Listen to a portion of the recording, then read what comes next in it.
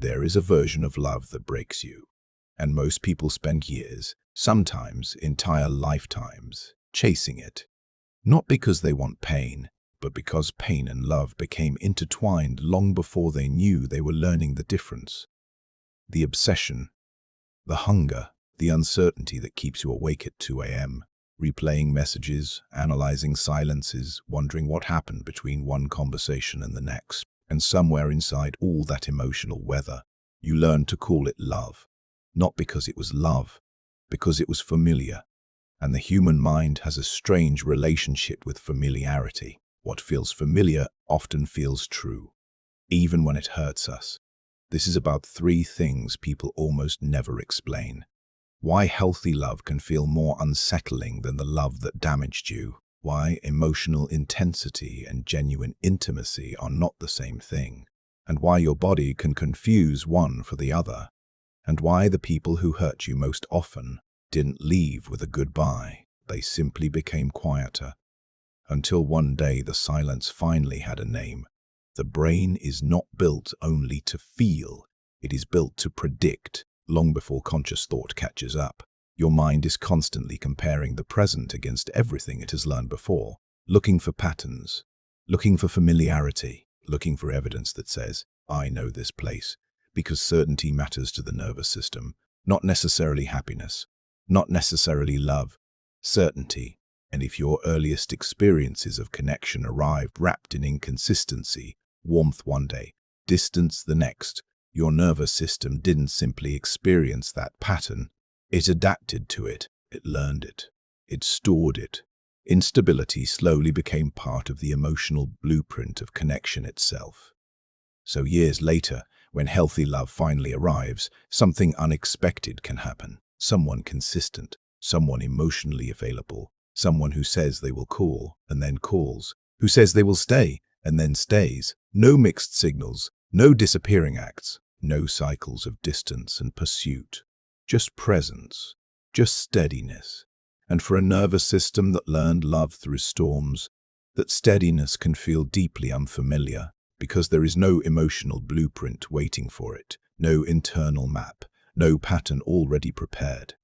And what the mind cannot immediately recognize, it sometimes interprets as absence. So questions begin appearing, questions that sound reasonable. Why don't I feel consumed by this?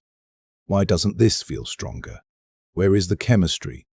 But what feels absent may not be chemistry.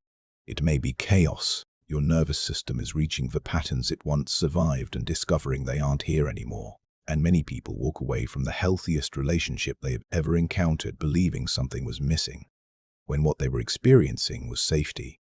Possibly for the first time, because safety rarely arrives like lightning. Sometimes it arrives as consistency, sometimes as patience, sometimes as the strange discomfort of lowering defenses you forgot you were still carrying. Now this becomes even more interesting. In the 1970s, psychologists ran an experiment involving a suspension bridge. The bridge was narrow.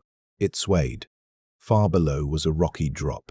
People who crossed it were more likely afterward to report stronger attraction than people crossing a stable bridge. Same interaction, same person. Different nervous system state. Fear had altered perception. Physical activation had changed emotional interpretation. The body was speaking loudly, and the mind built a story around what it heard. Because this doesn't only happen on bridges. It happens inside relationships, quietly, repeatedly. The anxiety of waiting for a reply. The relief that follows emotional distance. The painful lows followed by overwhelming highs. The feeling of getting someone back after believing you were losing them.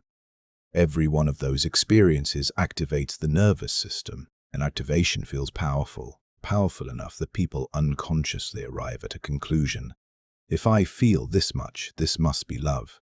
But emotional volume and emotional depth are not measuring the same thing. Intensity is about activation. Intimacy is about safety, and those are not automatically connected. Because intimacy rarely announces itself. It rarely arrives all at once. It accumulates, slowly, in the truth you spoke without rehearsing it, and they stayed. In the disappointment they experienced without punishing you for it. in the imperfect parts of yourself you finally stopped hiding and they didn't leave. That is intimacy, not the consuming need that leaves you simultaneously euphoric and terrified. That feeling has a name, but the name is not always love. Sometimes it is anxiety with a romantic target, because chaos demands attention. It pulls at you, interrupts you, follows you. Safety is quieter. It simply remains, and what quietly remains often struggles to compete with what constantly disrupts, until eventually the difference becomes impossible to ignore. The people who exhausted you created intensity. The people who changed you created intimacy. Those are not always the same people. And this is where everything begins to converge, because these patterns eventually lead somewhere. And where they lead is rarely a dramatic ending.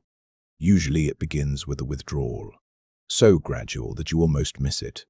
Replies becoming shorter, conversations becoming thinner, questions that once arrived naturally disappearing without explanation, not suddenly, quietly, replaced by routine exchanges, safe answers, surface conversations, and at first you explain it away: stress, work, a difficult week, because accepting emotional distance is often harder than creating another explanation for it. So you reach harder, initiate more, try more, as if effort alone can reverse something already moving away. But emotional disengagement rarely responds to effort. It moves like a tide, slow enough that you don't notice the water changing until the shoreline already looks different. And one of the most painful realities in relationships is that people sometimes leave emotionally long before they leave physically. They still sit beside you, still respond when you speak, still move through routines that resemble closeness.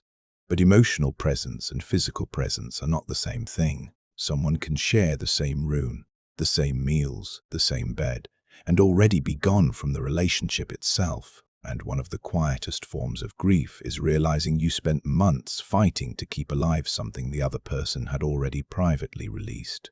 Because most endings don't begin with a conversation.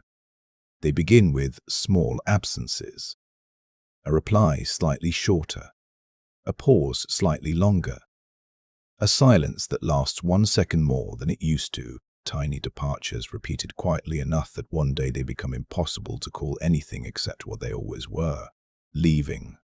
And here is what connects everything. The nervous system that learned love through chaos can mistake safety for emptiness. The nervous system that mistakes activation for connection can remain inside relationships that are slowly disappearing. And the person receiving emotional withdrawal can spend months trying to pull back someone who has already let go.